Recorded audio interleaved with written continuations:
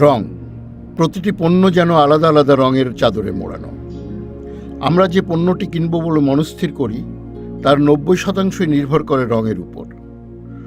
সবাই তো আমাদের একই ধরনের সেবা দিচ্ছে, তাহলে তাদের ব্র্যান্ডিং ও মার্কেটিংয়ে আলাদা রং কেন?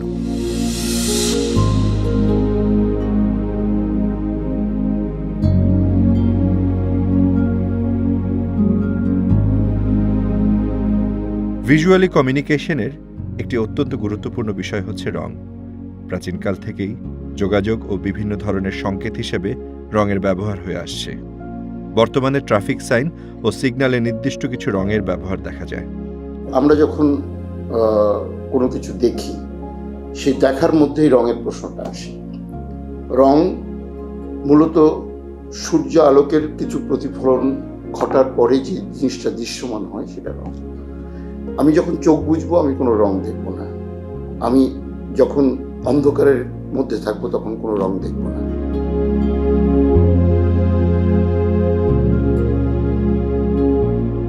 আর্টস, ডিজাইন ও মার্কেটিং সেক্টরে রঙের ব্যবহার বেশি লক্ষ্য করা যায়।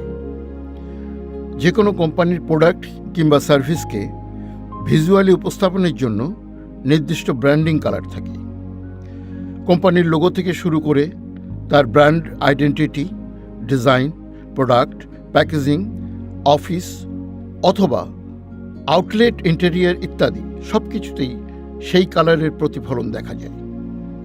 ডিজাইনার কখনোই সেই ব্র্যান্ডিং কালার নিজের ইচ্ছা অনুযায়ী নির্বাচন করেন না। এর পেছনে যে বড় স্ট্র্যাটেজি কাজ করে তাকে বলে কালার সাইকোলজি। কালার সাইকোলজি আলোচনার পূর্বে আমাদের এক রঙের সাথে অপর রঙের যে সম্পর্ক সে বিষয়ে জানা প্রয়োজন। 1666 সালে পদার্থবিজ্ঞানী স্যার আইজ্যাক নিউটন রঙের সম্পর্কে বোঝাতে কালার হুইল বা রং চাকতি উদ্ভাবন করেন। বৃত্তাকারে সাজানো বিভিন্ন রং যা প্রাইমারি, সেকেন্ডারি ও টার্সিয়ারি কালার্স এর মধ্যে পারস্পরিক সম্পর্ক প্রদর্শন করে। প্রাইমারি কালার বা প্রাথমিক রং হচ্ছে লাল, নীল ও হলুদ। এই তিনটি মৌলিক রং। এদের একটির সাথে অন্যটির সংমিশ্রণে আরও 3টি সেকেন্ডারি কালার তৈরি হয়। যেমন লালের সাথে হলুদ মেশালে কমলার রং হয়, হলুদের সাথে নীল মেশালে সবুজ রং হয় এবং নীলের সাথে লাল মেশালে বেগুনি রঙের সৃষ্টি হয়। আবার এই 6টি রঙকে পারস্পরিকভাবে মেশালে আরও 6টি টার্সিয়ারি কালার তৈরি করা যায়। আর্টস ও ডিজাইনে এক রঙের সাথে অন্য রঙের প্রয়োগ করতে এই কালার হুইল খুবই গুরুত্বপূর্ণ ভূমিকা পালন করে। অন্যদিকে বর্তমানে যে কোনো ডিজিটাল ডিভাইস ও স্ক্রিনের প্রধান রং হিসেবে RGB কালার মডেল অর্থাৎ রেড, গ্রিন এবং ব্লু কালার অনুসরণ করা হয়। আবার প্রিন্টিং প্রেস মেশিনে প্রধান রং হিসেবে CYMK কালার মডেল অর্থাৎ সায়ান, ম্যাজেন্টা, ইয়েলো এবং ব্ল্যাক কালার অনুসরণ করা হয়। শিল্পীরা এক ধরনের মিডিয়াতে টিউব থেকে রং বের করছে অথবা ফটো থেকে রং বের করে করছে। এই রংগুলোকে কিন্তু আমরা শিল্পীদের ক্ষেত্রে বা এক্ষেত্রে আমরা রং বলছি না, তখন আমরা বলছি পিগমেন্ট। পিগমেন্ট এমন একটা পদার্থ যেটার মধ্যে রং প্রতিফলন ঘটিয়ে রাসায়নিক বিক্রিয়ার মাধ্যমে সেই পদার্থটা তৈরি করা হয়, যার মধ্যে রংটাকে ধরে রাখা হয়, এটাই বলে পিগমেন্ট। তো আমরা যে কাজগুলো করি নর্মালি, আমি রং এবং পিগমেন্ট দুটোর মিশ্রণে আমরা কাজ করি। প্রতিটি রঙই নির্দিষ্ট অর্থ বহন করে যা আমাদের ব্যক্তিত্বের বহিঃপ্রকাশ ঘটায়। মানুষের আবেগ, অনুভূতি এবং আচরণকে রং নানাভাবে প্রভাবিত করে থাকে। আর এসবের সবকিছু আমরা কালার সাইকোলজির মাধ্যমে জানতে পারি। মানুষের সাইকোলজিতে রং একটা দৃষ্টি উন্মোচনকারী একটা জিনিস।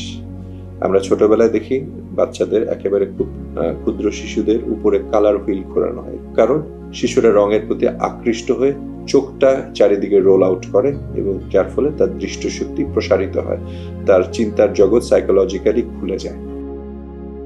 প্রত্যক্ষ বা পরোক্ষভাবে রং বিভিন্ন অর্থ প্রকাশ করে, যা ক্ষেত্র বিশেষে ইতিবাচক কিংবা নেতিবাচকও হতে পারে। যেমন লাল রং দেখলে আমাদের মধ্যে এক ধরনের এনার্জি কাজ করে, কখনো কখনো মানুষের ক্ষুধা ও রক্তচাপ বাড়িয়ে দিতে পারে। কালার সাইকোলজি অনুসারে লাল রঙের বৈশিষ্ট্যের মধ্যে আছে আবেগ, ভালোবাসা, উত্তেজনা ও শক্তি। অন্যদিকে কিছু নেতিবাচক অর্থ প্রকাশ করে, যেমন রক্ত, আগুন, অপরাধ, সহিংসতা, সতর্কতা ও বিপদ। ওয়েবসাইটেও দেখা যায় যে লাল রং কখন বেশি ব্যবহার করা হয়, যেগুলো কল টু অ্যাকশন যেগুলো থাকে, যে অর্ডার নাও, বাই নাও ইত্যাদি ক্ষেত্রে এই লালের প্রাধান্য দেখা যায়। অথবা কোনো কাউকে সতর্ক করা, এটা করবেন না, যে ক্রস দেওয়ার ক্ষেত্রেও লালটা দেওয়া হয়, কিন্তু টিক দেওয়ার ক্ষেত্রে কিন্তু লালটা ব্যবহার করা হয় না, অন্য একটি রং ব্যবহার করা হয়। মানুষকে আহ্বান জানানোর ক্ষেত্রে লালটা প্রহিবিটেড, মানে এটা করা যাবে না। এই ক্ষেত্রে হিউম্যান সাইকোলজিকে লালকে আমরা পজিশন করেছি।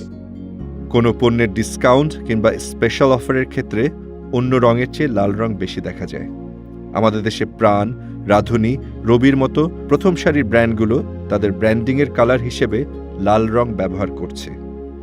এছাড়া বাংলাদেশের ব্রডকাস্ট টেলিভিশন চ্যানেল যেমন Somoy TV, Jamuna TV, Independent TV, channel 24, DBC news ইত্যাদি নিউজ চ্যানেলগুলো তাদের লোগোতে লাল রং ব্যবহার করছে। উজ্জ্বল ও উষ্ণ রঙগুলির মধ্যে হলুদ রং অন্যতম। হলুদ রং সাধারণত রৌদ্রোজ্জ্বল, আশাবাদী, ইতিবাচক ও আনন্দ অর্থ প্রকাশ করে। যে কোনো কিছু হাইলাইট করতে আমরা হলুদ রং ব্যবহার করি। অনেক সময় সতর্কতা ও সাবধানতার সংকেত হিসেবেও এই রংটি ব্যবহার হয়। সাংবাদিকতায় হলুদকে নেতিবাচক হিসেবে বিবেচনা করা হয়, যা আমরা ইয়েলো জার্নালিজম এর ইতিহাস পড়লে জানতে পারি।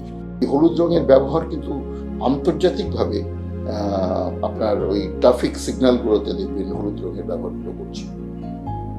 কড়া কালো রং, কড়া হলুদ রং, এই যে ব্যবহারগুলো হয়, হলুদ কেন করা হয়, অনেক দূর থেকে শুধু হলুদ রংটাই দেখা যায়। বাংলাদেশে গ্রামীণ ফোনের ডিজিটাল সিম স্কিটো ব্র্যান্ডিংয়ের অন্যতম রং হিসেবে হলুদ ব্যবহার করছে। অনুরূপভাবে ইউনাইটেড কমার্শিয়াল ব্যাংকের ডিজিটাল ফাইন্যান্সিয়াল সার্ভিস ব্র্যান্ড উপায় ব্র্যান্ডিংয়ে নীলের পাশাপাশি অনেক বেশি হলুদ রং ব্যবহার করে আসছে। এই উজ্জ্বল বর্ণটি মানুষকে অ্যাট্রাক্টেড করে। এবং এটা কেন ব্যবহার করা হয়? এটা ব্যবহার করা হয় হচ্ছে যে simple, fun, high speed service ইত্যাদির ক্ষেত্রে এটা ব্যবহার করা হয়। রাস্তাঘাট, সেতু, দালানকোঠা প্রভৃতি নির্মাণ শিল্পের ব্র্যান্ডিংয়ে হলুদ রঙের ব্যবহার বেশি লক্ষণীয়। লাল ও হলুদের একদম বিপরীত রং হচ্ছে নীল। সার্বজনীনভাবে নীল শীতল ও শান্ত প্রকৃতির রং।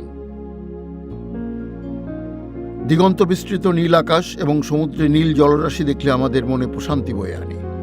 এটা কিন্তু খুব ঠান্ডা রং, শীতল, একদম ক্লান্তিহারক। আপনি নীল রঙের দিকে তাকিয়ে থাকলে দেখবেন যে অনেক আকাশে, বলি না আমরা কিছু হলে আকাশের দিকে তাকিয়ে থাকো, মনটা উদার হয়ে যায়।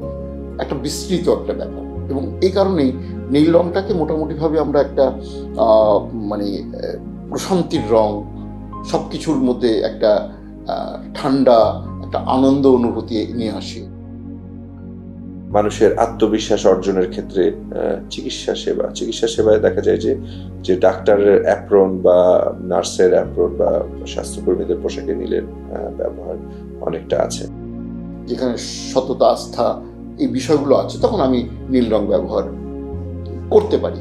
এটা অন্য যে রং ব্যবহার করা যাবে না সেটা নয়, কিন্তু এগুলো করলে একটা ভালো অবস্থানে তাকে পৌঁছে দেওয়া যায় ব্র্যান্ডিংটাকে। ব্র্যান্ডিংয়ের ক্ষেত্রে কাস্টমারদের বিশ্বাস অর্জনের পাশাপাশি প্রোডাক্টের নিরাপত্তা ব্যবস্থা অত্যন্ত শক্তিশালী বোঝাতে নীল রং বেশি কার্যকরী। দেশীয় ইলেকট্রনিক পণ্য নির্মাতা ওয়ালটন নীলকে কেন্দ্র করে তার ব্র্যান্ডিং করে যাচ্ছে। এর পাশাপাশি বাংলাদেশের টেলিকমিউনিকেশন ব্র্যান্ডগুলোর মধ্যে গ্রামীণ ফোনের ব্র্যান্ডিংয়ে সর্বত্র নীল রঙের ব্যবহার করতে দেখা যায়। লাল হলুদের মিশ্রণে কমলা একটি উষ্ণ প্রকৃতির শক্তিশালী রং।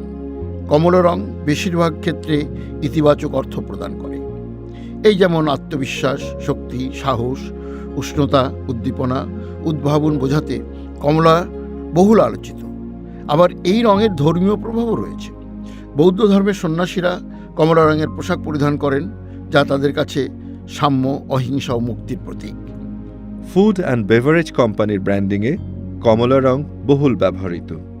পাকা ফলের জুস যেন কমলা রঙে বেশি শোভা পায়। কমলা রং মানুষকে একটা কনফিডেন্ট দেয়। এই কনফিডেন্টটা কি? মানুষ ভালো কোনো কিছু পাচ্ছে, সেটা মনে করে যে পুষ্টিকর কোনো কিছু পাচ্ছে। আমাদের দেশে টেলিকমিউনিকেশন ব্র্যান্ডের অন্যতম বাংলা লিংক ব্র্যান্ডিংয়ে সর্বত্র কমলা রং ব্যবহার করে আসছে। যদিও আমাদের জাতীয় পশু রয়্যাল বেঙ্গল টাইগার থেকে লোগোর কালার ও প্যাটার্ন অনুপ্রাণিত। প্রকৃতিতে সবচেয়ে বেশি দৃশ্যমান রঙগুলির মধ্যে সবুজ একটি শান্তশিষ্ট রং। আমাদের চারপাশে সবুজের সমারোহ, প্রকৃতি, পরিবেশ, উদ্ভিদ, স্বাস্থ্য, প্রবৃদ্ধি, সম্পদ ও সতেজতা বোঝাতে সবুজ রং ব্যবহার হয়। বিভিন্ন কোম্পানি সবুজ দ্বারা তাদের পণ্যকে প্রকৃতিবান্ধব, স্বাস্থ্যকর ও সতেজ বলে প্রচার করছে। বাংলাদেশের অন্যতম বড় ব্র্যান্ড স্কয়ার গ্রুপ সবুজকে বেছে নিয়েছে। আমাদের আরেকটি দেশীয় টেলিকমিউনিকেশন ব্র্যান্ড টেলিটক সবুজকে কেন্দ্র করে ব্র্যান্ডিং করে আসছে। এছাড়াও বাংলাদেশের চা কোম্পানি ইস্পাহানির লোগোতে সবুজ রং দেখে এক ধরনের সতেজতা উপলব্ধি করা যায়। লাল ও নীলের মিশ্রণে তৈরি হওয়া বেগুনি রং লালের শক্তি ও নীলের শান্তভাব উভয় বৈশিষ্ট্যই প্রকাশ করে। আধ্যাত্মিকতা, জ্ঞান, একটা মমত্ববোধ বা এটাকে কি বলি রাজকীয়তা, এ সমস্ত কিছুর মধ্যে বেগুনি রঙের ব্যবহারটা আমরা মোটামুটিভাবে লক্ষ্য করি। বাংলাদেশের প্রথম মোবাইল ব্যাংকিং ডাচ বাংলা ব্যাংকের রকেট তাদের ব্র্যান্ডিং কালার হিসেবে বেগুনি রং ব্যবহার করে আসছে। নারীরা বাংলাদেশে সাধারণত সবসময় বাইরে যাওয়ার সুযোগ পায় না, বা তাদের সীমাবদ্ধতা আছে বাংলাদেশের সোশিও কালচারাল পার্সপেক্টিভে। সুতরাং তারা বাড়িতে বসে পণ্য ক্রয় বা টাকা আদান প্রদানের ক্ষেত্রে এই যে ফাইন্যান্সিয়াল টেকনোলজি ব্যবহার করবে, সেটার জন্য কিন্তু এই ব্র্যান্ডগুলোতে এই বেগুনি ব্যবহার করা হয়েছে। কালার সাইকোলজি মানুষের উপর রঙের নানা রকম প্রভাব বিশ্লেষণ করে সার্বজনীন অর্থ প্রদান করতে চেয়েছে। কিন্তু আমাদের এই পৃথিবী অনেক বৈচিত্র্যময় ও জটিল। ভৌগোলিক, সাংস্কৃতিক ও ধর্মীয় অবস্থান ভেদে আমাদের রীতিনীতি ও আচার ব্যবহার একে অপরের চেয়ে আলাদা। কালার সাইকোলজি ও রঙের অর্থ সম্পর্কে সঠিকভাবে না জেনে কোনো কোম্পানির ব্র্যান্ডিং ও মার্কেটিং সম্পূর্ণই অকার্যকর। এক একটা রং এক একটা জিনিসকে রিপ্রেজেন্ট করে, যেটা আমাদের দেশে যেটাকে পজিটিভ, অন্য দেশে সেটা নেগেটিভ। সুতরাং ইন্টারন্যাশনাল মার্কেটিং এর ক্ষেত্রে আমাকে ওই রংটা ওই দেশে কি মিনিং করে সেভাবে করেই যেতে হবে। অনেক কোম্পানি আছে আমাদের দেশে একভাবে ব্র্যান্ডিং করেছে, বাইরের দেশে এই ভিন্ন রঙে এটাকে ব্র্যান্ডিং করেছে, বিকজ ওখানে রঙের ইন্টারপ্রিটেশনটা ভিন্ন রকমের। সুতরাং কালার সাইকোলজিটা ভালো মতো জানতে হবে, সেভাবে রং নির্বাচন করে যদি আমরা ব্র্যান্ডিংটা করি তাহলেই ব্র্যান্ডিংটা কার্যকর হবে। আদারওয়াইজ এই ব্র্যান্ডিং এর কোনো উল্টো একটা ঘটনা ঘটতে পারে, সেটা কিন্তু সর্বক্ষেত্রেই সত্য। ঢাকা বিশ্ববিদ্যালয়ের একজন শিল্পী, সেখান থেকে পাশ করেছি চারুকলা থেকে। আমার কাছে কিন্তু রঙের ওরকমভাবে আলাদা কোনো মিনিং তৈরি হয় না। কিন্তু আমি যখন কর্পোরেট হাউসে কাজ করবো, আমি যখন সেখানে তাদেরকে কোনো কিছু সার্ভ করবো, তখন আমার রঙের মিনিংটাকে ইন্টারন্যাশনালি যে মিনিংগুলো আছে, চোখে দেখলে যে অনুভূতিটা তৈরি হয়, সেই মিনিংটা কিন্তু আমাকে তখন দিতে হয়। এবং অবশ্যই অবভিয়াসলি আমাকে একটা মিনিং তৈরি করে তাদেরকে রঙের রং দিয়ে যে কাজটি আমি করছি সেটা একটা মিনিং তৈরি করে আমাকে একটা ব্র্যান্ড গাইডলাইন তৈরি করে দিতে হবে, কেন আমি এই রঙটি ব্যবহার করছি। তাহলে রঙের ব্যাখ্যার একটা